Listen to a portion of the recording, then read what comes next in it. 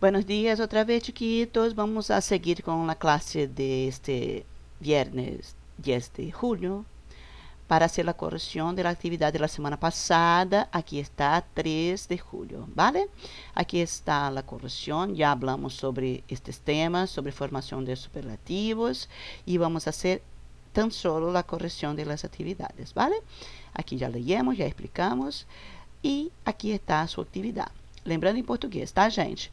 Quem não pode imprimir a atividade e colar no caderno é para copiar as questões, colocando título, data da publicação, enunciados e aí sim colocar as respostas, ok? Claro que onde é marcar X, vocês copiariam a resposta completa, mas eu não recebi muitas atividades dessa no e-mail do colégio, não. Eu preciso que mesmo depois da correção, vocês façam esse envio, mesmo valendo a metade da pontuação, ok? Vamos a corrigir. Lembra que eu não leio com vocês antes para não influenciar vocês nem na interpretação dos enunciados, nem nas respostas. Eu preciso que vocês entendam as palavras e entendam qual é o pedido, tá? Mas agora, na correção, eu leio passo a passo com vocês. Então, acompanha comigo aí. Em la 1, eu pedia substituir as palavras em relieve por los respectivos superlativos. Então, tinham as palavras em destaque aqui em negrito, vocês iam substituir pelo superlativo correspondente. Na letra A, la nueva película de Almodóvar está muito buena. Eu substituo muito buena, então, por óptima, tá certo? Lembra que eu posso usar bueníssima? Também posso. Ai, professor, eu coloquei bueníssima, mas se você colocou bueníssima, você precisa colocar os dois, porque a gente tem que saber que existe essa outra forma de a gente usar os superlativos, tá? Então, muito buena ou bueníssima, mas também óptima, tá certo? Ficaria, la película de Almodóvar está óptima. Bueno, B. El romance que estou leyendo é bastante largo. Então, bastante largo, eu posso colocar larguíssimo. Esse eu não tenho a segunda opção, tá? Bastante largo, bastante comprido, bastante extenso, assim que eu traduzo, eu colocaria larguíssimo, compridíssimo, extensíssimo, se fosse no português, tá? C. Las escenas de acción de esta película são muito interessantes. Em cena são cenas em português, tá certo? Nosso destaque era muito interessantes, então ficou interessantíssimas. Cuidado para não colocar dois S's, tá, galera? Porque nós não temos dois S's em palavra alguma do espanhol. Para nossa alegria, não é? Acho bem melhor. Número 2.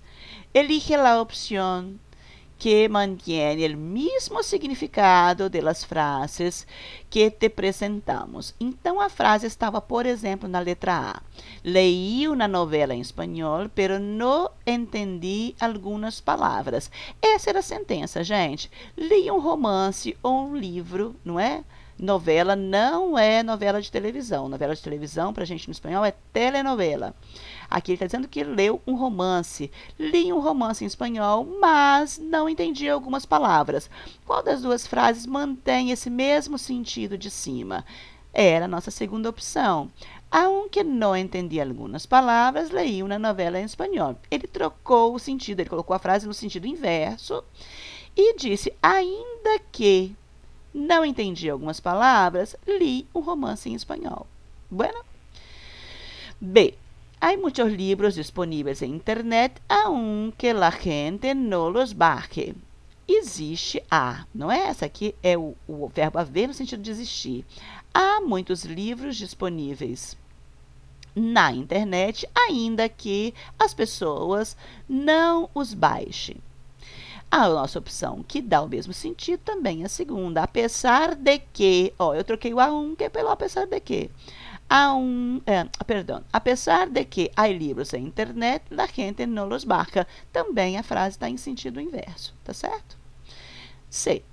Los estudiantes no dejan de ir al cine a pesar de que las entradas son caras. Usei o apesar de que, troquei na outra frase pelo aunque.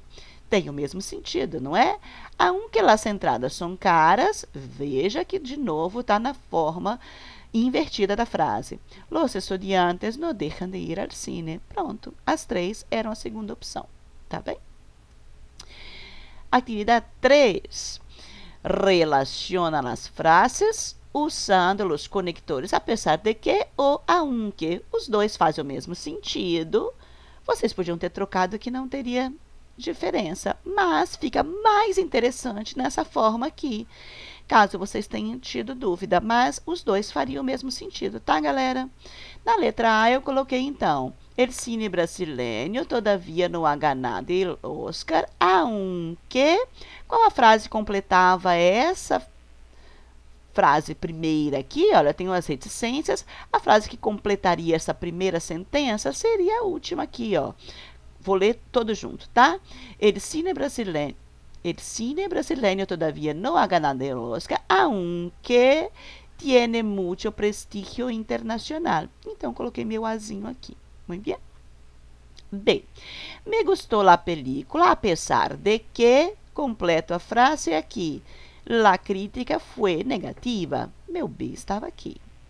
C. Gael García Bernal es un actor mexicano, aunque, completo aqui, hizo el papel del argentino Che Guevara en Diarios de Motocicleta. E D. Prefiere el cine a la literatura, a pesar de que, e sigo, ambos são interessantes. Tá bem? Podia, então, professora, eu ter colocado, por exemplo, aqui, aunque? Sim, por exemplo, assim.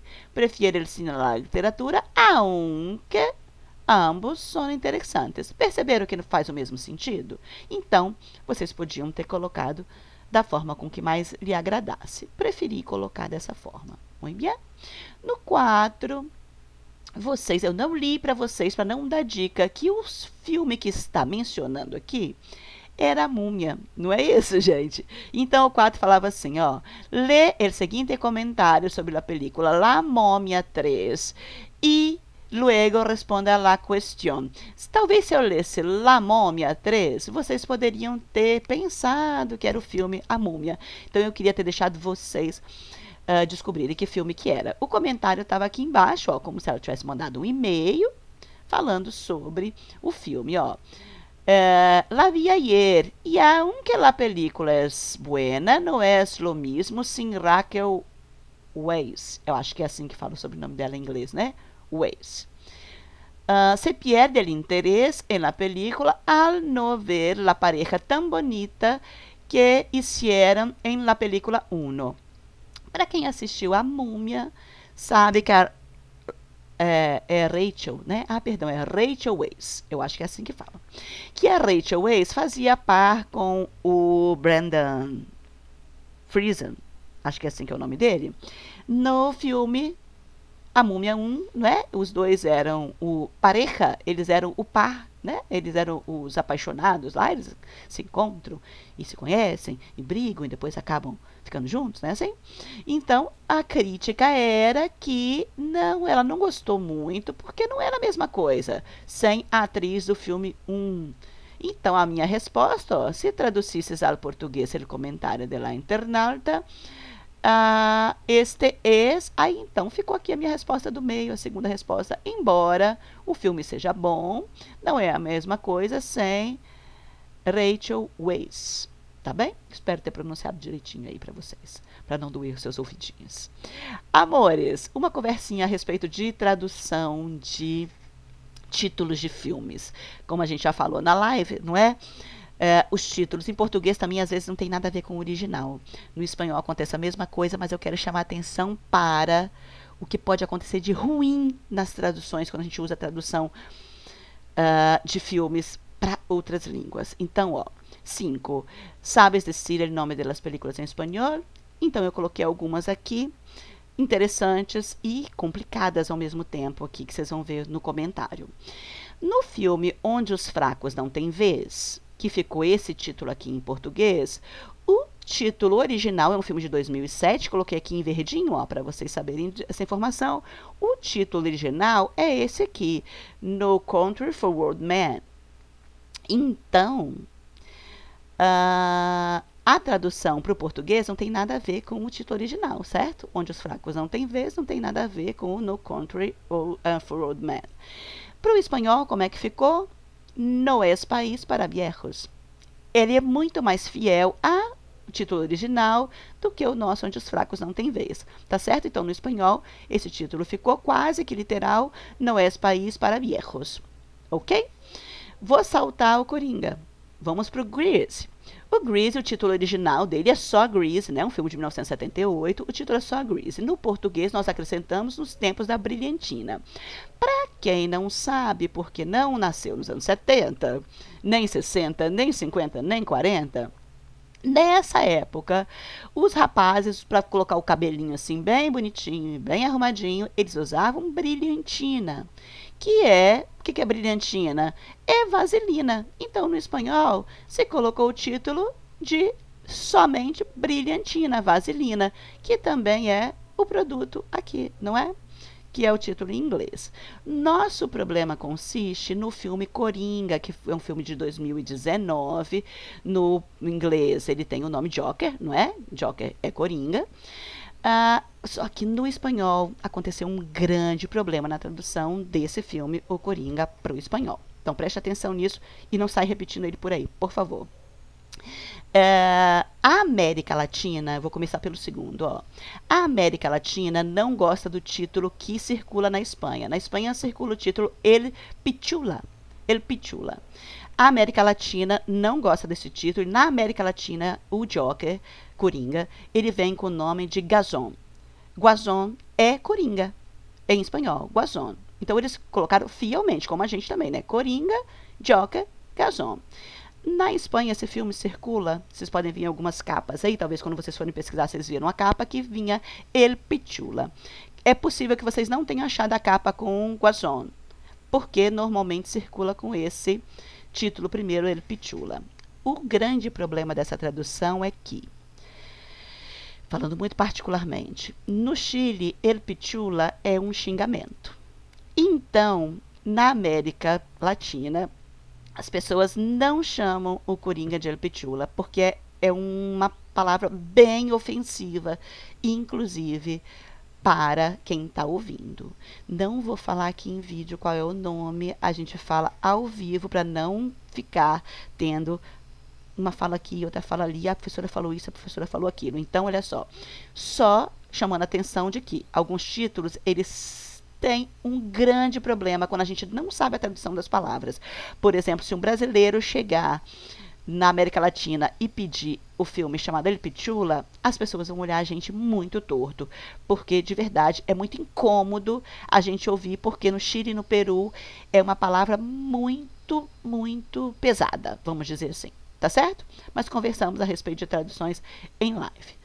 Muito bem? Então, olha só, meus amores, para quem não mandou atividade ainda, é necessário, mesmo que atrasada, mandar atividade. Mande por e-mail, se identifique que é para mim, coloque o título da atividade, mesmo nós já temos corrigido a atividade, tá certo? Por agora, les desejo um bom fim de semana, que descansem, que desfrutem e hagam seus trabalhos que he pedido en el video anterior, ¿vale? Besitos a todos y hasta la vista.